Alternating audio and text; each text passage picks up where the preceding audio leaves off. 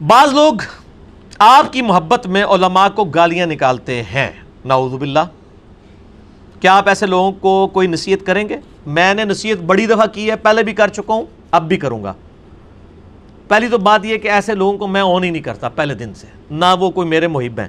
میں ان لوگوں کو اکثر کہتا ہوں کہ جس طرح مولا علی کے لیے عبداللہ ابن سبا تھا نا، تم میرے لیے عبداللہ بن سبا نہ بنو۔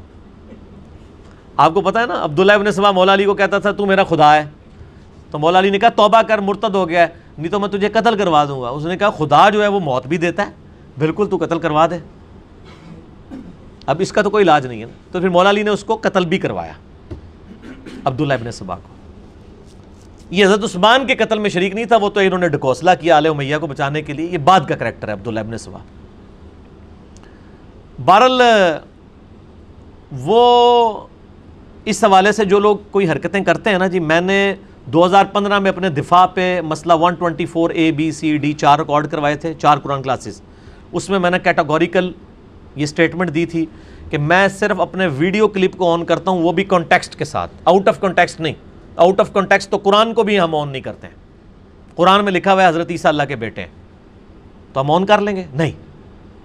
لقد کفر الذین قالوا ان اللہ ثالث ثلاثہ، بے شک وہ کافر ہیں جو کہہ رہے ہیں اللہ 3 میں سے 1 ہے، ٹھیک ہے، یعنی حضرت عیسیٰ بھی خدا ہے اور وہ اس طرح لکھا ہوا ہے کہ وہ اللہ کے بیٹے ہیں، لیکن یہ کافروں کی سٹیٹمنٹ ہے، آؤٹ آف کانٹیکسٹ میری بات بھی کو کوٹ کرتا ہے، ہم نہیں آن کرتے۔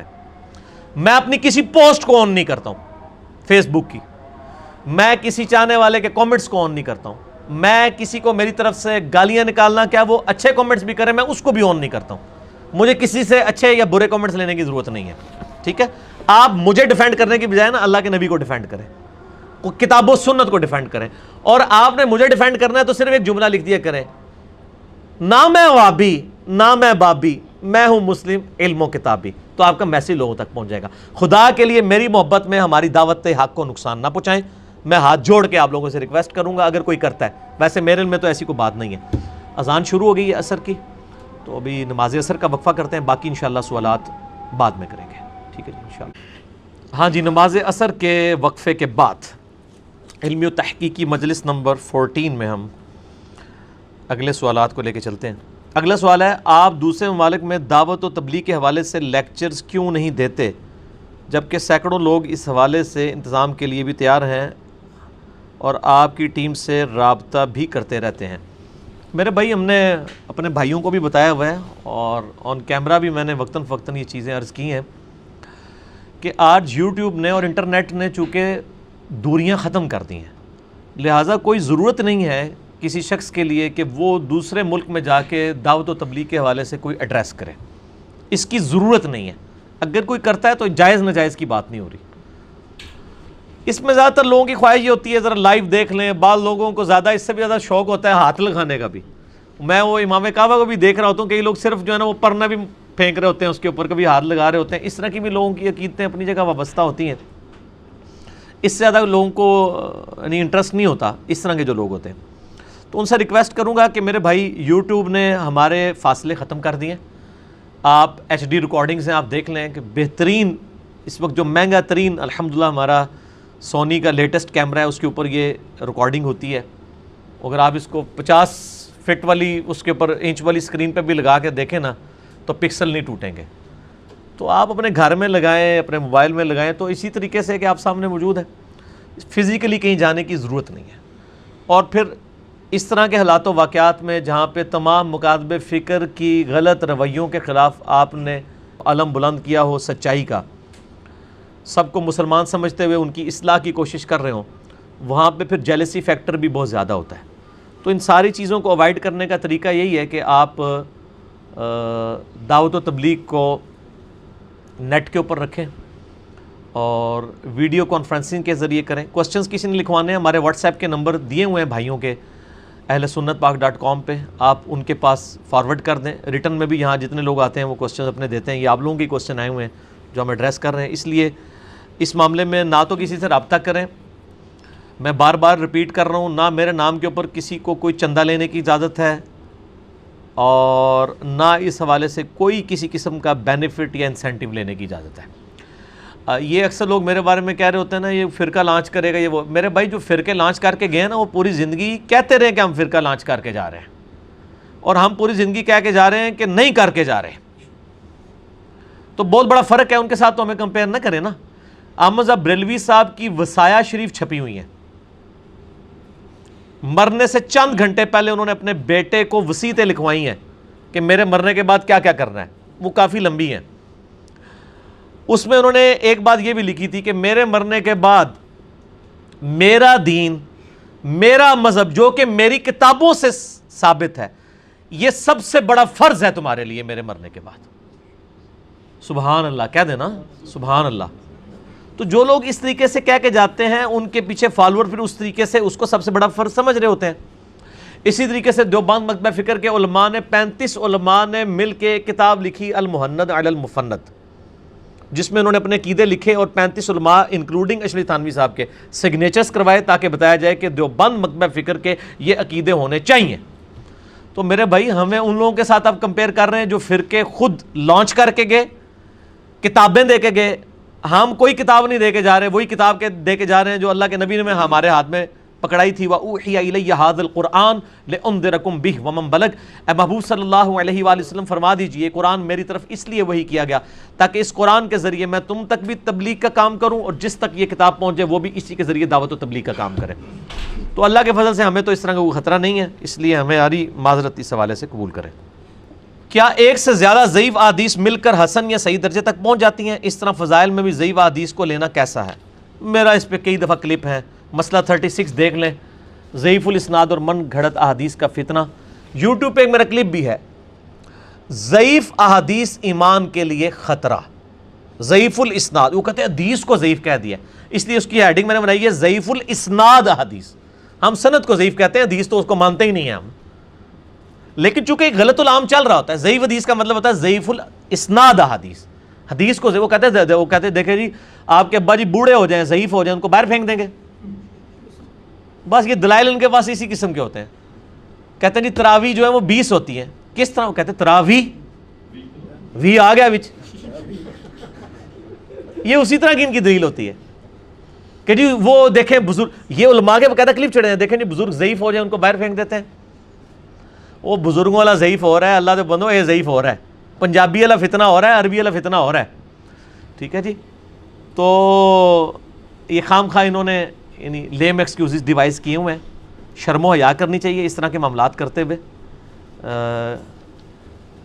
کہ جی وہ ضعیف حدیثیں مل کے ہو جاتی ہیں. امام مسلم نے صحیح مسلم کے مقدمے میں کیٹاگوریکل مینشن کیا, میں نے HD کیمرے میں کئی دفعہ دکھایا, اس کلپ میں آپ دیکھ لیں.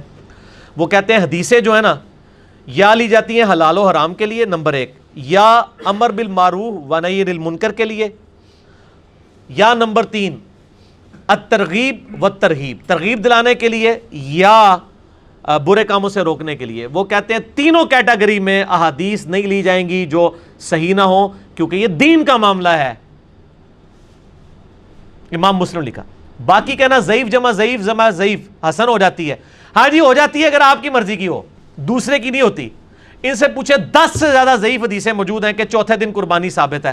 کیا حنفی مان لیں گے؟ میں بھی نہیں مانتا ہوں, میں بھی کہتا ہوں قربانی 3 دن ہے. تو ان کے مطلب کی ہوتی, تو انہوں نے کہا تھا اتنی ضعیف ہے. وہ کہتے ہیں نہیں دیکھیں نا, کئی کمزور بندے مل کے ایک طرف رسا پکڑ کے کھینچیں اور ایک طرف طاقتور ہو تو کھینچ ہی لیں گے. یہ یقین کریں انہوں نے باقاعدہ دلائل لکھے ہوئے ہیں. انہوں نے دین کو جو ہے نا وہ کشتی بنائی ہوئی ہے, اور واقعی دین کے ساتھ کشتی کر رہے ہیں یہ. تو لو جی اے کام چنگا جی ویسے آئس کریم والا, یہ مطلب سموسے تو دستبردار ہو جاؤ, دستبردار ہو گے تو سامان میں پھر تمہیں آئس کریم کھلاؤ گے. ٹھیک ہو گیا جی. اچھا جی, تو یہ جی وہ ضعیف جمع ضعیف برابر ہے صحیح اگر آپ کے فرقے کی ہو. اگر دوسرے فرقے کی ہوگی تو آپ اصول بھول جائیں گے. ہمارے نزدیک تو یہ فارمولہ ہی جعلی ہے. ہم کہتے ہیں ضعیف جمع ضعیف پکی ضعیف. اہل حدیث مان لیں گے 22 ضعیف روایتیں رفع الیدین کی ترک کے اوپر موجود ہیں؟ نہیں, لیکن چوتھے دن قربانی کو لے کے چل رہے ہوں گے. حالانکہ الموطا امام مالک میں واضح موجود ہے, عبداللہ بن عمر کہتے ہیں کہ قربانی کے عید کے بعد 2 دن ہے. عید کا دن ہے یوم النہر 10 ذوالحجہ, اس کے بعد 2 دن ہے 11 اور 12. اور سوائے شافیوں کے اور چند اہل حدیث کے، پوری امت کا یہ اتفاق ہے کہ قربانی کے 3 دن ہے۔ میں آپ کو دوں، ہمارے جیلم شہر سے نا قربانی کے انہوں نے نا 4 دن کے اوپر نا ایک رسالہ میں مضمون لکھا، اور انہوں نے لکھا کہ شیخ عبد القادر جیلانی بھی کہتے ہیں کہ قربانی کے 4 دن ہے غنیت الطالبین میں۔ اچھا، وہ کسی پڑھ لکھے بندے نے وہ پڑھ لیا مضمون، کو بابی نہیں سی، نہ میں وابی نہ میں بابی، میں ہوں مسلم علم و کتابی۔ وہ کسی علم و کتابی بندے نے جو ہمارے لیکچر میں آتا تھا، اس نے وہ کہیں مضمون پڑھا، سیکھ پا ہوا نا، وہ اہل حدیث کی اس مسجد میں پہنچ گیا، کہنا میں انہوں نہیں چھڑنا علی صاحب۔ میں کیا ہوا ہے؟ کہتا ہے جی باقی کتابیں تو منو والے نہیں پتا، غنیت الطالبین تو میرے گھر میں پڑھی ہوئی تھی، میں نے جب وہ غنیت الطالبین کھول کے پڑھی ہے تو شیخ عبد القادر جیلانی نے امام شافعی کا موقف لکھا ہے کہ وہ 4 دن قربانی کے قائل ہیں۔ اس کے بعد شیخ عبد القادر جیلانی نے لکھا ہے کہ یہ تو امام شافعی کا موقف ہے، باقی پوری امت کا 3 دن ہے، اور شیخ عبد القادر جیلانی بھی 3 دن کے قائل ہیں۔ وہ تو انہوں نے 4 دن کے رد کے اوپر لکھا ہوا ہے، اور انہوں نے کیا لکھا ہے کہ شیخ عبد القادر جیلانی میں 4 دن لکھ دیا۔ یہ اسی طریقے سے کوئی کہ جی شیطان جی اتنی بزرگ ہیں کہ شیطان کا نام تو قرآن میں بھی لکھا ہوا ہے، تو قرآن میں نام بزرگی کے طور پہ لکھا ہوا ہے شیطان کا رد کے لیے۔ تو شیخ عبد القادر جیلانی نے 4تھے دن قربانی کے رد پہ امام شافعی کا رد کیا کہ پوری امت سے ہٹ کے ہے۔ اہل تشیع کے ہاں بھی 3 دن ہے قربانی کے، اہل سنت کی بھی میجورٹی، حنفی، مالکی، حنبلی، اور پاکستان میں بھی شیخ زبیر علی زئی صاحب، ان کے شاگرد غلام مصطفیٰ ظہیر صاحب، اور کئی علماء نے بھی اب اس معاملے میں 3 دن کے اوپر مضمون لکھا ہے اور رجوع کیا ہے اللہ کے فضل سے۔ ٹھیک ہو گیا جی؟ اس لیے یہ جو ضعیف جمع ضعیف والا فارمولہ غلط ہے، مسئلہ 36 دیکھیں۔ اور ضعیف احادیث ایمان کے لیے خطرہ، اور ایک اور میرا کلپ ہے، ضعیف احادیثیں کتابوں میں کیوں؟ وہ کہتے ہیں جی کتاب میں تو آ گئی ہے نا، حدیث تو حدیث ہوتی ہے چاہے اصلی ہو یا جعلی، ڈگری تو ڈگری ہوتی ہے چاہے اصلی ہو جعلی، کتابوں میں تو آ چکی ہے نا۔ پھر میں نے بتایا کتابوں میں کیوں لکھی، تو وہ کلپ آپ دیکھیں۔ علی بھائی میرا سوال ہے کہ اگر میں آپ سے علم حدیث سیکھنا چاہوں تو میں کیا کروں؟ میرے والد صاحب کہتے ہیں کہ آپ ٹی وی چینل پر آ کر حق بات کیوں نہیں کرتے؟ اور ٹی وی چینل کی کیا اوقات ہے میرے بھائی؟ ٹی وی چینل کو تو سینکڑوں لوگ دیکھتے ہیں یا ہزاروں لوگ، یوٹیوب کو لاکھوں لوگ دیکھتے ہیں، کیونکہ ٹی وی چینل کے اوپر تو میرے بھائی دینی پروگرام کون دیکھتا ہے؟ مجھے بتائیں، آپ ذرا سروے کریں، دینی پروگرام آتے ہی چینل چینج ہو جاتا ہے، اور اول دینی پروگرام اس وقت آ رہا ہوتا ہے جس ٹائم کوئی جاگ نہیں رہا ہوتا۔ تو ٹی وی چینلز کی تو اوقات ہی نہیں ہے، اصل اوقات ہے سوشل میڈیا کی، جو آپ کو فریڈم دیتی ہے۔ میں اکثر کہتا ہوں کہ رمضان کے مہینے میں آپ کے ذہن میں سوال آیا کہ میلاد منانا چاہیے کہ نہیں، تو اس کی بحث کا تو آپ کو 6 مہینے میلاد کا آنے کا انتظار کرنا پڑے گا، تب ٹی وی پہ کو بحثیں شروع ہوں گی، تب بھی اس لیول کی نہیں ہوں گی، اتنی ضرورت نہیں کسی کی کریں۔ تو لیکن یوٹیوب پہ آپ اسی وقت لکھیں، وہ نہیں ہے کہے گا کہ آج رمضان کا مہینہ ہے آپ کو میں انجینئر صاحب کا ربیع الاول والا کلپ نہیں دکھاؤں گا۔ وہ کہیں گا جی جناب آپ رات کو دیکھنا چاہتے ہیں رات کو دیکھیں، دن کو دیکھنا چاہتے ہیں دن کو دیکھیں، آفس میں دیکھنا چاہتے ہیں آفس کو دیکھیں۔ آپ کو فریڈم دے رہا ہے آپ کی مرضی کے مطابق، جب آپ کے پاس ٹائم ہو آپ اس وقت دینی پروگرام دیکھیں۔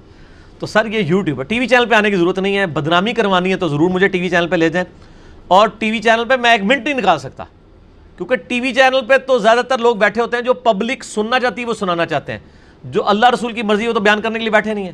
مجھے بتائیں محرم میں آ کے ٹی وی پہ کوئی یہ بتائے گا کہ ماتم کرنا جو ہے یہ اہل بیت کی سنت کے خلاف ہے؟ نہیں بتائے گا۔ جو یہ بتائے گا تو محرم میں اس کا کلپ تو نہیں چلے گا۔ یا محرم میں آ کے کوئی یزید کو صرف کنڈیم کرنے پہ تو سارے شیر ہیں، معاملہ پیچھے سے جو خراب ہوا ہے یہ بیان کرنے کے لیے کوئی تیار ہے؟ تو سر وہ یوٹیوب بھی آپ کو فریڈم دیتا ہے نا کہ آپ بیان کریں، لوگوں کو بتائیں، وہ نہیں کرنے دیں گے۔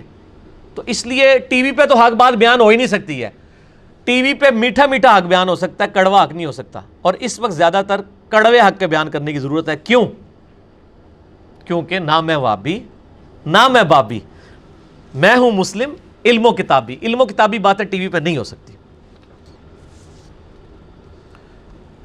علی بھائی کہا جاتا ہے اگر کوئی آدمی قرآن پڑھ رہا ہو تو اس کے آگے آ کر قرآن پاک کی طرف اپنی بیک نہیں کرنا چاہیے، اس طرح کی کوئی حدیث کہیں پہ موجود نہیں ہے۔ البتہ قرآن پاک کو زمین پہ نہ رکھیں، ادب کریں، اور سب سے بڑا ادب ہے کہ اس کی تعلیمات پہ عمل کریں۔ ابو داؤد میں حدیث ہے کہ نبی علیہ السلام یہودیوں کے ایک مدرسے میں گئے ایک معاملہ نپٹانے کے لیے، تو کہا تورات لے کے آؤ، آپ کے نیچے ایک تکیہ تھا جو یہودیوں نے آپ کو بیٹھنے کے لیے گدی دی ہوئی تھی، آپ نے وہ گدی پیٹھ کے نیچے سے نکالی اور اس کے اوپر تورات رکھی، اور کہا میں اس تورات پہ بھی ایمان لایا، اس کے نازل کرنے والے پہ بھی ایمان لایا۔ تو نبی علیہ السلام نے تکیے کے اوپر تورات ٹیمپرڈ فارم میں تھی اس کو رکھا۔ قرآن کو بھی کسی ڈیسک کے اوپر کسی تکیے کے اوپر رکھنا چاہیے، اور یہ جو کہتے ہیں تکیے پہ بیٹھنا نہیں چاہیے، وہ غلط ہے، کیونکہ نبی اسلام اس تکیے پہ بیٹھے ہوئے تھے جس کے اوپر بعد میں تورات رکھی. ٹھیک ہے جی، یہ بات بالکل غلط ہے. باقی احترام، باقی قرآن کو بیک کرنا جو قرآن میں ہے وہ تو یہ نہیں ہے، وہ تو سورہ الفرقان کی آیت نمبر 30 ہے. وقال الرسول یا ربی ان قوم اتخذوا ھذا القرآن مہجورا. نبی علیہ السلام شکایت کریں گے کہ اللہ میری قوم نے، میری امت نے قرآن کو پیٹھ کے پیچھے ڈال دیا تھا، قرآن کی تعلیمات کو پس پشت کر دیا تھا. یہ یعنی عربی لنگوسٹک کے اعتبار سے مہجورا کے الفاظ ہیں، ہجرت کر لی تھی، جیسے آپ پیٹ پھیر کے بھاگے. وہ پیٹ پھیرنا یہ والا پیٹ پھیرنا ہے، یہ دوسرے والا نہیں ہے. ہمارا سارا زور اس کے اوپر ہے، ٹھیک ہے نا. تو وہ زور اس کے اوپر ضرور رکھیں، لیکن زیادہ زور ادھر لگائیں جس پہ نہ آپ نے لگایا، نہ آپ کے ماں باپ نے لگایا، نہ ان کے ماں باپ نے لگایا، الا ماشاء اللہ. پرانی جنتری اور دارالاسلام کے ٹائم میں 5 سے 10 منٹ کا فرق ہونے کی وجہ اس لیے کہ پرانے بزرگوں کے پاس کمپیوٹرائز سسٹم نہیں تھا، ان کی جنتریاں غلط ہیں. اب جو لیٹسٹ جنتریاں ہیں انہی کو فالو کریں، اس میں تو لیٹ لانگس تک موجود ہیں اور پورے سافٹ ویئرس بنے ہوئے ہیں، صحیح کیلکولیشن کرتے ہیں، اسی کو آپ فالو کریں. امیر معاویہ کو رضی اللہ تعالیٰ عنہ کیوں کہتے ہیں؟ حالانکہ انہوں نے امام حسن کے جنازے پر تیر چلوائے. نبی علیہ السلام نے فرمایا جس نے میرے اہل بیت کو دکھ پہنچایا اس نے مجھے دکھ پہنچایا. یہ امام حسن کے جنازے میں تیر چلانے والی بات بالکل ثابت نہیں ہے. اسی طریقے سے یہ کہنا کہ حضرت عائشہ کو انہوں نے قتل کروایا تھا نعوذ باللہ گڑھے میں پھینک کے، یہ بھی غلط ہے. باقی جو ان کی باتیں ہیں وہ تو میرے بھائی میرا کلپ آ چکے، آپ دیکھ لیں. رپلائی ٹو مولانا الیاس قادری آن حضرت معاویہ رضی اللہ تعالیٰ عنہ، جو پچھلے دنوں ایک جعلی نعرہ بنایا گیا بے گناہ بے خطا معاویہ معاویہ، اس کے جواب میں نے اصلی نعرہ لانچ کیا ہے، بے گناہ بے خطا مصطفیٰ مصطفیٰ صلی اللہ علیہ وآلہ وسلم. کیوں لانچ کیا؟ کیونکہ نہ میں وہابی نہ میں بابی، نہ بابیاں دے مننے لونی، نہ میں وہابی نہ میں بابی، میں ہوں مسلم علم و کتابی. تو باقی رضی اللہ عنہ ہم اس لیے کہتے ہیں کہ ان کی صحابیت کا احترام کرتے ہیں، ان کے لیے دعا کرتے ہیں، بس اس سے آگے نہیں جانا چاہیے. دنیا کی محبت دل سے ختم کرنے کا طریقہ ایک ہی طریقہ ہے، قرآن پاک کی کثرت کے ساتھ تلاوت کریں، ترجمے کے ساتھ اور عربی ترجمہ کے ساتھ وہ تفسیر سنیں. قرآن ہی ایک ایسا سورس ہے جس نے صحابہ کو زندہ رکھا، بجلی بھر دی ان کے اندر، اور آج بھی امت نے اگر زندہ ہونا ہے تو کتاب اللہ کے ذریعے. مسئلہ نمبر 1 میرا یہی ہے، مسئلہ نمبر 1 ہے وہ امام الانبیاء کی دعوت قرآن صلی اللہ علیہ وآلہ وسلم.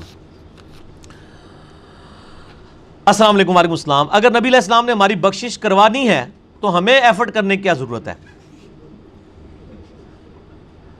میرے بھائی یہ سوال تو پہلے نبی علیہ السلام سے ہونا چاہیے کہ اگر آپ نے ہماری بخشش کروانی ہے تو ہمیں نمازیں پڑھنے کی کیا ضرورت ہے. تو آپ علیہ السلام نے فرما دیا، بخاری مسلم دونوں میں حدیث ہے، اے میری بیٹی فاطمہ اس بات پہ مت اکڑنا کہ تم اللہ کے نبی کی بیٹی ہو، اگر اللہ کے حضور تم پکڑی گئی تو میں تمہارے کچھ کام نہیں آؤں گا. اے میری بیٹی فاطمہ میرے مال سے جو کچھ لینا ہے مجھ سے لے لے، اگر اللہ نے تجھے پکڑ لیا تو میں تیرے کام نہیں آؤں گا. ٹھیک ہو گیا. شفاعت بالاذن ہونی ہے، بالوجاہت نہیں ہے. شفاعت پہ مسئلہ 88B میرا دیکھ لیں. شفاعت کی بجائے یہ سوال ہونا چاہیے تھا کہ شفاعت اور اللہ کی رحمت ہی اگر ہے تو نمازیں پڑھنے کی کیا ضرورت ہے؟ اس لیے کہ کوئی شخص بھی پرفیکٹ نہیں ہے. ہمارے اعمال جو ہم کرتے ہیں اس کی کمزوریوں کی کمپنسیشن شفاعت رسول صلی اللہ علیہ وآلہ وسلم اور اللہ کی رحمت سے ہوگی. اللہ کی رحمت تو نبی علیہ السلام کو بھی چاہیے. بخاری مسلم کی حدیث ہے کہ کوئی شخص بھی بغیر اللہ کی رحمت کے جنت میں داخل نہیں ہوگا. ایک صحابی نے جرت کر کے پوچھا اے اللہ کے رسول آپ بھی؟ فرمایا ہاں میں بھی، جب تک اللہ کی رحمت مجھے ڈھام نہ لے میں بھی جنت میں نہیں داخل ہو سکتا. تو رحمت شفاعت سب کو چاہیے، اس لیے کہ وہ ہماری نیکیوں کی کمزوری کی کمپنسیشن ہے. یہ نہیں ہے کہ فرض نمازیں نہیں پڑھی ہیں تو ان کی کمپنسیشن کے لیے آپ یہ کرنے جا رہے ہیں. وہ تو صحیح مسلم میں 246 نمبر حدیث ہے کہ بندے کے کفر اور اسلام کے درمیان فرق نماز ہے. یہ کام نہیں ہونے ہیں. مسئلہ 88B میرا شفاعت کے اوپر دیکھ لیں. آخری سوال ہے، مغرب کی اذانیں بھی شروع ہونے والی ہیں. کیا پوری زندگی ہاتھ چھوڑ کر نماز پڑھ سکتے ہیں؟ او بھائی نماز پڑھو صحیح، ہاتھ چھوڑ کے پڑھیں یا ہاتھ باندھ کے پڑھیں، نماز پڑھنی چاہیے. جس طرح مرضی پڑھیں، دونوں طریقے ثابت ہیں. عبداللہ ابن زبیر سے المصنف ابن ابی شیبہ میں 3950 نمبر حدیث ہے کہ وہ ہاتھ چھوڑ کے نماز پڑھتے تھے. اس سے امام ابن ابی شیبہ نے رزلٹ بھی نکالا ہے اوپر باب کہ وہ صحابہ اور تابعین جو ہاتھ چھوڑ کے نماز پڑھتے تھے اور وہ صحابہ اور تابعین جو ہاتھ باندھ کے نماز پڑھتے تھے. ہاتھ باندھنا بھی سنت ہے، ہاتھ چھوڑنا بھی سنت ہے، دونوں طریقے سنت ہیں. باقی یہ کہنا کہ عبداللہ ابن زبیر نے یہ دین میں اختراع کیا تو یہ بالکل جھوٹ ہے، اس لیے کہ کسی صحابی، کسی تابعی، کسی محدث نے اس کو دین میں اختراع نہیں مانا.